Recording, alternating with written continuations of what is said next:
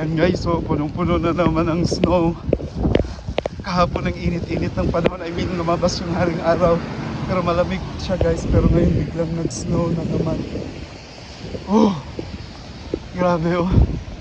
Tingnan nyo. Kasi kaninang umaga pa to guys. Kaya medyo kumapal ka agad yung yellow dito or snow dito sa sidewalk. Wow, ang lamig-lamig, sakit na ng kamay ko.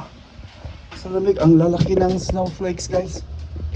Kaya, salamat guys sa lahat-lahat for watching my videos. Oh, tingnan nyo guys. Yung iba na hininto na, yung tumirik na yung mga sasakyan nila guys. Tingnan nyo. Tumirik yung sasakyan.